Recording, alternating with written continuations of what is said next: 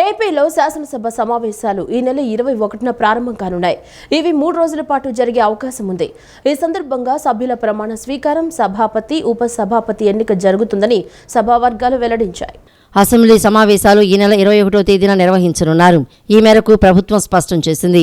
ఈ నెల 21, 22 తేదీల్లో శాసనసభ సమావేశాలు నిర్వహించాలని ప్రభుత్వం నిర్ణయించింది. 2 రోజుల్లో శాసనసభ్యుల ప్రమాణ స్వీకారంతో పాటు సభాపతి ఎన్నిక పూర్తి కానున్నాయి. తొలుత ఈ నెల 24న అసెంబ్లీ సమావేశాలు నిర్వహించాలని ప్రభుత్వం నిర్ణయించింది. అయితే ఈ నెల 21నే చేపట్టాలని తాజాగా నిర్ణయించింది. స్పీకర్గా సీనియర్ నేత అయ్యన్న పాత్రుడి పేరు దాదాపు ఖరారు కాగా, ప్రోటెం స్పీకర్గా గోరంట్ల బుచ్చయ్య చౌదరి వ్యవహరించనున్నట్లు తెలుస్తోంది. ప్రభుత్వ చీఫ్ విప్గా సీనియర్ నేత ధూళిపాల నరేంద్ర పేరు పరిశీలిస్తున్నట్లు సమాచారం. మంగళగిరి ప్రజల సమస్యలు తెలుసుకుని వారికి అండగా నిలిచేందుకు నిర్వహిస్తున్న ప్రజా దర్బార్ కార్యక్రమానికి మంచి స్పందన లభిస్తోందని మంత్రి నారా లోకేష్ అన్నారు. నియోజకవర్గంలో నెలకొన్న అనేక సమస్యలపై తనకు పూర్తిస్థాయి అవగాహన వస్తోందని ఆయన ఎక్స్ ద్వారా వెల్లడించారు. తన దృష్టికి ప్రజలు తీసుకొచ్చిన సమస్యలను ఆయా శాఖల అధికారులకు పంపి నిర్ణీత సమయంలో పరిష్కరించేందుకు ప్రత్యేక యంత్రాంగాన్ని ఏర్పాటు చేసినట్లు తెలిపారు. మంగళగిరిని దేశంలోనే ఆదర్శ నియోజకవర్గంగా తీర్చిదిద్దుతానని ఎన్నికల ముందు ఇచ్చిన హామీకి కట్టుబడి ఉన్నానని మంత్రి నారా లోకేష్ తెలిపారు. ఇచ్చిన ప్రతి హామీ నిలబెట్టుకునేందుకు యాక్షన్ ప్లాన్ సిద్ధం చేసుకుంటున్నారని ఎక్స్లో పోస్టు పెట్టారు. ప్రజా సమస్యలు తెలుసుకుని అండగా నిలిచేందుకు మంత్రి నారా లోకేష్ చేపట్టిన ప్రజా దర్బార్ మంగళగిరి ప్రజలకు స్వాంతన కలిగిస్తోందని అన్నారు. ప్రజా దర్బార్కు ప్రజలతో పాటు పలువురు ఉద్యోగులు, మీ సేవ నిర్వాహకులు నిన్న లోకేష్ను కలిశారు. తమకు న్యాయం చేయాలని మీ సేవ నిర్వాహకులు కోరారు. గత ప్రభుత్వం పెట్టిన అక్రమ కేసులను రద్దు చేయాలని సిపిఎస్ ఉద్యోగుల సంఘం నేతలు విజ్ఞప్తి చేశారు. తన దృష్టికి తీసుకువచ్చిన సమస్యలను ఆయా శాఖలకు పంపించేందుకు లోకేష్ ప్రత్యేక యంత్రాంగాన్ని ఏర్పాటు చేశారు. వాటి ద్వారా సమస్యలను వీలైనంత త్వరగా పరిష్కరిస్తామని ఆయన తెలియజేశారు. అసెంబ్లీ సమావేశాల నేపథ్యంలో వైఎస్ఆర్సీపీ అధినేత వైఎస్ జగన్మోహన్ రెడ్డి కార్యక్రమాల్లో మార్పులు చోటు చేసుకున్నాయి. అసెంబ్లీ సమావేశాల నేపథ్యంలో విస్తృత స్థాయి సమావేశాన్ని పార్టీ ముందుకు జరిపింది. ఈ నెల 22కు బదులుగా ఈ నెల 20నే విస్తృత స్థాయి సమావేశం నిర్వహించనుంది. ఇటీవల ఎన్నికల్లో గెలుపొందిన ఎమ్మెల్యేలు, పోటీ చేసిన అభ్యర్థులు హాజరు కానున్నారు. అలాగే పార్లమెంటు నియోజకవర్గాల్లో పోటీ చేసిన అభ్యర్థులు ఈ సమావేశానికి హాజరవుతారు. పార్టీ అధ్యక్షుడు వీరికి దిశానిర్దేశం చేయనున్నారు. నేడు పులివెందుల పర్యటనను వైఎస్ జగన్ వాయిదా వేసుకున్నారు. గతంలో చంద్రబాబు చేసిన తప్పిదం వల్లే పోలవరం ప్రాజెక్టు ఆలస్యమైందని మాజీ మంత్రి అంబటి రాంబాబు అన్నారు. వైఎస్ జగన్ పై బురద చల్లాలని ప్రభుత్వం ప్రయత్నిస్తోందన్నారు. కానీ చంద్రబాబే నిజమైన పోలవరం ద్రోహి అని పేర్కొన్నారు. చంద్రబాబు ఇప్పటికైనా తాను చేసిన తప్పుల్ని గుర్తించాలని అంబటి హితవు పలికారు. తాడేపల్లిలో మాజీ మంత్రి అంబటి రాంబాబు నిన్న మీడియా సమావేశం నిర్వహించారు. సమావేశంలో ఆయన మాట్లాడుతూ వైఎస్ జగన్ హయాంలో పోలవరం ప్రాజెక్టు పనులు వేగంగా జరిగాయని, తమ పాలనలో పోలవరం పనుల్లో ఎలాంటి తప్పిదాలు జరగలేదని తెలిపారు. చంద్రబాబు ఇప్పటికైనా తాను చేసిన తప్పుల్ని గుర్తించాలని అంబటి హితవు పలికారు. పోలవరాన్ని అడ్డుపెట్టుకుని చంద్రబాబు డబ్బులు సంపాదించాలని చూశారని, ఇప్పటికైనా చంద్రబాబు చేసిన తప్పిదాలను గుర్తించాలని అంబటి రాంబాబు పేర్కొన్నారు. ప్రజలకు వాస్తవాలు తెలియజేయాల్సిన అవసరం ఉందన్నారు. జగన్ హయాంలో ఎలాంటి తప్పులు జరగలేదని, త్వరగా నిర్మాణం చేశామని అన్నారు. ప్రపంచంలోనే అరుదైన ప్రాజెక్టు పోలవరం అని, ఇందులో డయాఫ్రమ్ వాల్ నిర్మాణం కీలకమైందని తెలిపారు. కాపర్ డ్యాం పూర్తయ్యాకే డయాఫ్రమ్ వాల్ నిర్మాణం చేపట్టాలి. కానీ అందుకు భిన్నంగా చేయటం వల్లే ప్రాజెక్టుకు నష్టం జరిగిందని పేర్కొన్నారు. 5 ఏళ్లలో పోలవరం పూర్తి చేయలేమని చంద్రబాబు చేతులెత్తేశారని, జగన్ హయాంలోనే కాపర్ డ్యాంలు, స్పిల్వే నిర్మాణం చేశామని తెలిపారు. చంద్రబాబుకు ప్రజలు చాలా గొప్ప అవకాశం ఇచ్చారని, గతంలో ప్రత్యేక హోదా అని ధర్మ పోరాటాలు చేసిన చంద్రబాబుకు ఇప్పుడు మంచి అవకాశం దక్కిందన్నారు. అవకాశాన్ని ఉపయోగించుకుని ప్రత్యేక హోదా తీసుకురావాలని, లేకపోతే రాష్ట్ర ప్రజలకు తీరని అన్యాయం చేసినట్లే అని అంబటి పేర్కొన్నారు. ఇవాళ ఈ ప్రాజెక్ట్ ఇంత ఆలస్యం కావడానికి చంద్రబాబు నాయుడు గారు అధికారంలోకి వచ్చి జగన్మోహన్ రెడ్డి అంటున్నాడు, మేము అధికారంలోకి వచ్చి చంద్రబాబే అంటున్నాం. పరస్పర ఆరోపణలు చేసుకుంటున్నాం, పరస్పరం ఒకరి మీద ఒకరు బురద జల్లుకుంటున్నాం అనుకోండి కాసేపు. అయితే వాస్తవాలు గమనించలేరు ప్రజలు, వాస్తవాలు చెప్పుకోలేమా? ప్రజలకి అవగాహన ఉన్న వాళ్ళకి ఉంటుంది ఎక్కడ తప్పు జరిగింది. ఇది ప్రధానమైనటువంటి కీలకమైన కోర్ ఇష్యూ. ఎక్కడ తప్పు జరిగింది? జగన్మోహన్ రెడ్డి గారి టైంలో తప్పు జరిగిందా?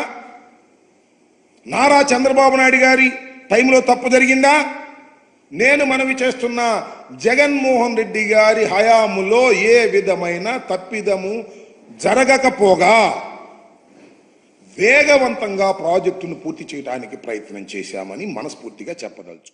ఆంధ్రప్రదేశ్ శాసన మండలిలో ఖాళీగా ఉన్న 2 ఎమ్మెల్యే కోట ఎమ్మెల్సీ స్థానాల ఉప ఎన్నికకు షెడ్యూల్ విడుదలైంది.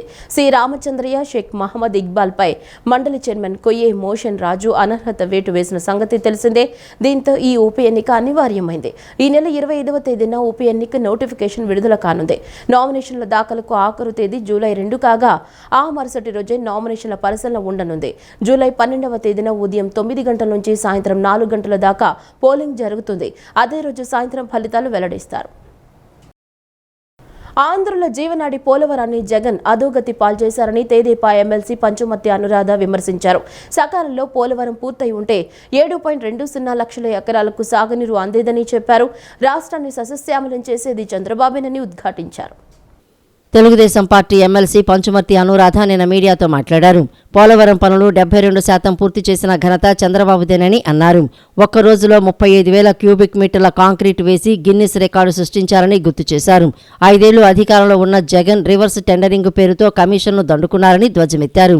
సకాలంలో పోలవరం పూర్తి అయి ఉంటే 7.2 లక్షల ఎకరాలకు సాగునీరు అందేదని చెప్పారు.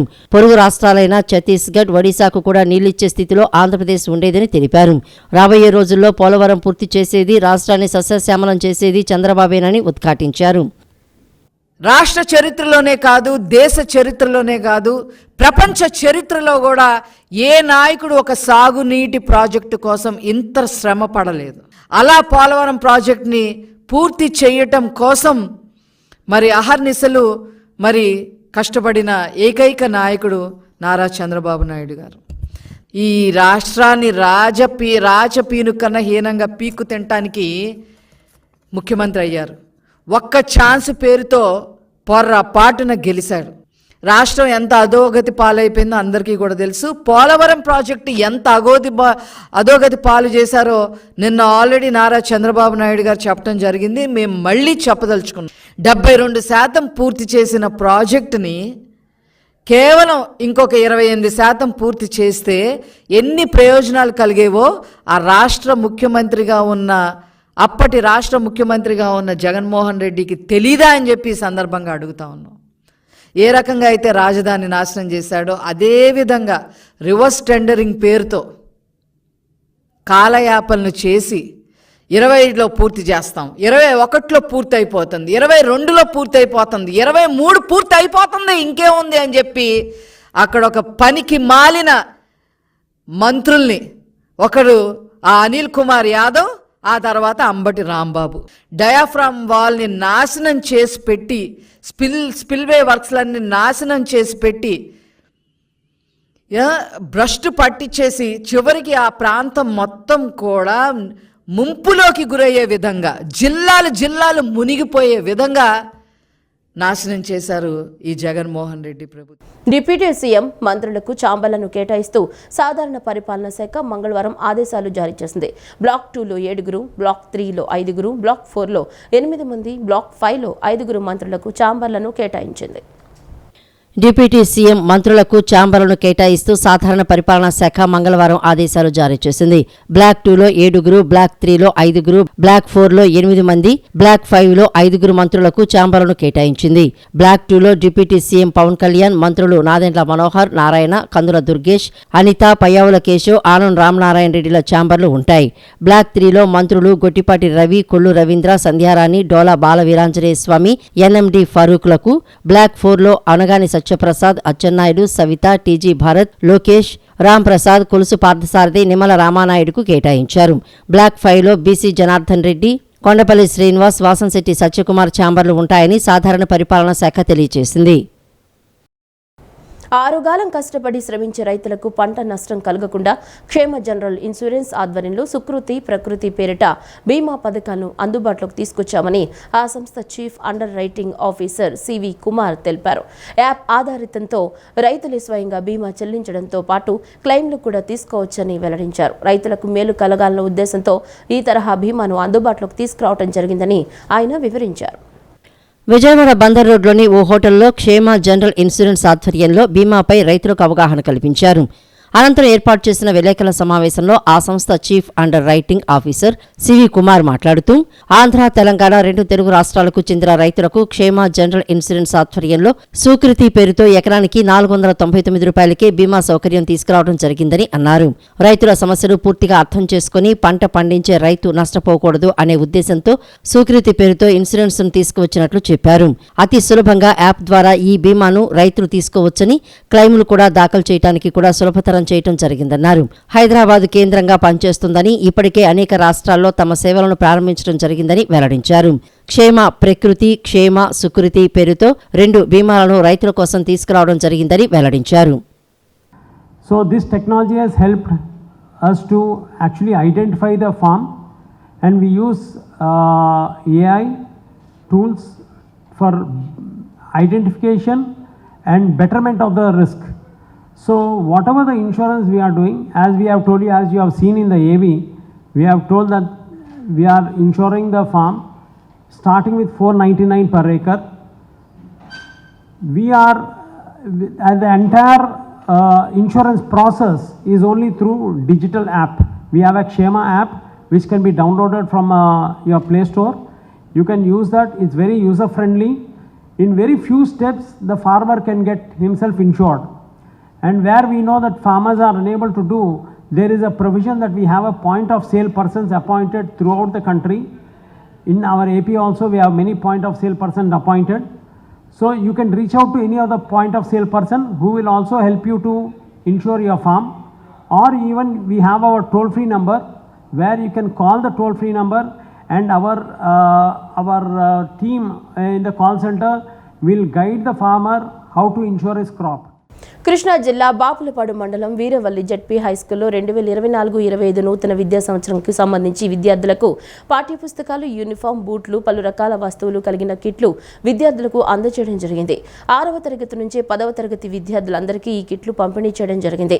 రాష్ట్ర ప్రభుత్వం అందించే సౌకర్యాలను వినియోగించుకుని ఉపాధ్యాయులు బోధించే పాఠాలను శ్రద్ధగా విని బాగా రాణించాలని ఆకాంక్షించారు. ఈ కార్యక్రమంలో గ్రామ ప్రముఖులు గుండపనేని ఉమావరప్రసాద్, లంకా సురేంద్రమోహన్ బెనర్జీ, సర్పంచ్ పిళ్ళ అనిత రామారావు, ఉప సర్పంచ్ లంకా అజయ్, ఎంపీటీసీ అమృతవల్లి సూర్యనారాయణ నాని, జెడ్పీటీసీ గంగా భవానీ, ప్రధానోపాధ్యాయురాలు Nirmala, parents committee member Alugula Deva, పలువురు మండాది రవీంద్ర, ఉపాధ్యాయులు, సిబ్బంది, తల్లిదండ్రులు పలువురు పాల్గొన్నారు. పిల్లల్లో ఉన్న ఆసక్తిని తెలుసుకుని ఆయా రంగాల్లో వారిని ప్రోత్సహిస్తే అగ్రస్థానానికి చేరుకుంటారని సమన కాలేజ్ ఆఫ్ డిజైన్ స్టడీస్ అధినేత్రి సమన అన్నారు. రాష్ట్రంలో టెక్స్టైల్ పార్కును ఏర్పాటు చేయడం ద్వారా ఫ్యాషన్ డిజైనింగ్ను మరింత ప్రోత్సాహం లభిస్తుందన్నారు. మన రాష్ట్రంలో మాత్రమే దొరికే దుస్తులకు ఫ్యాషన్ను జోడిస్తే మంచి ఆదరణ ఉంటుందని ఆమె చెప్పారు. మొగల్రాజపురం పాలిక్లినిక్ రోడ్డులోని రాధామాధవ్ కాంప్లెక్స్ ఆవరణలో సమన కాలేజ్ ఆఫ్ డిజైన్ స్టడీస్ 15వ వార్షికోత్సవం కార్యక్రమం జరిగింది. ఎస్సీడీఎస్ అధినేత్రి సమన మాట్లాడుతూ అమరావతి పరిధిలోని మంగళగిరిలో తయారైన వస్త్రాలకు కూడా డిమాండ్ ఉందని చెప్పారు. ఉప్పాడ, పోచంపల్లి కలంకారీ వస్త్రాలకు ప్రపంచవ్యాప్తంగా మంచి డిమాండ్ ఉందని అన్నారు. ఎంతో ప్రత్యేకమైన ఈ దుస్తులకు ఫ్యాషన్ను జోడిస్తే మంచి ఆదరణ ఉంటుందని ఆమె చెప్పారు. పిల్లల్లో ఉన్న ఆసక్తిని తెలుసుకొని ఆయా రంగాల్లో వారిని ప్రోత్సహిస్తే అగ్రస్థానానికి చేరుకుంటారని తెలిపారు. ఫ్యాషన్ డిజైనింగ్ రంగంలోకి తాను వెళతానని మొదటిసారి కుటుంబ సభ్యులతో చెప్పినప్పుడు అందరూ తీవ్రంగా వ్యతిరేకించారని, అందరినీ ఒప్పించి తాను ఈ సంస్థను స్థాపించినట్లు చెప్పారు. రాష్ట్రంలో టెక్స్టైల్ పార్కును ఏర్పాటు చేయడం ద్వారా ఫ్యాషన్ డిజైన్కు మరింత ప్రోత్సాహం లభిస్తుందన్నారు. That's a great achievement. ఏంటంటే డిజైన్ కోర్స్ అనేది 4 years డిగ్రీ అనేది మన స్టేట్లో లేదు. సో చాలా ఎఫర్ట్స్ పెట్టాము రికగ్నిషన్ తీసుకురావడానికి. క్వాలిటీ మెయింటైన్ చేస్తే కానీ అక్రిడిటేషన్ అవ్వలేదు. అక్రిడిటేషన్ అయిన తర్వాత రికగ్నిషన్ వచ్చింది. సో మౌలానా ఆజాద్ ఉర్దూ నేషనల్ యూనివర్సిటీతో కొలాబరేషన్ మంది ఇప్పుడు. సో ఫ్యూచర్లో క్యాపిటల్ కొత్త అమరావతి క్యాపిటల్ అవ్వబోతుంది అని చెప్పి ఎక్స్పెక్ట్ చేస్తున్నాం. అడ్వాంటేజ్ ఏంటంటే మాకు గతంలోనే చంద్రబాబు నాయుడు గారితో మాట్లాడడం జరిగింది. ఆయన స్కిల్ డెవలప్మెంట్ ప్రోగ్రామ్స్కి ప్రోత్సహిస్తున్నాం, తప్పకుండా చేస్తాం అని చెప్పి కమిట్మెంట్ ఇవ్వడం జరిగింది. సో ఇప్పుడు మాకు కావాల్సింది ఏంటంటే డిజైనర్స్ ఇంకా ఊరు దాటి బయటకు వెళ్లకుండా ఇక్కడే డిజైన్ హబ్స్, టెక్స్టైల్ పార్క్స్ కడితే డిజైనర్స్కి ఇక్కడ ఉన్న లోకల్ వీవర్స్ని సపోర్ట్ చేసుకుంటూ లోకల్ టాలెంట్ని బయటికి తీసుకొస్తే ఆ స్కిల్ వాళ్ళని ఇన్వైట్ చేస్తే డెఫినెట్గా వీవర్స్కి, డిజైనర్స్కి అందరికి కలిపి ఈ ప్లాట్ఫామ్ హెల్ప్ చేస్తుంది. నగరంలోని వివిధ రంగాల్లో ప్రముఖులు రంగప్రసాద్, విజయబాబు, స్టాలిన్, డాక్టర్ మురళీకృష్ణ, పి. విశ్వనాథం, పద్మజ, విజయలక్ష్మి తదితరులు ఈ కార్యక్రమంలో పాల్గొన్నారు.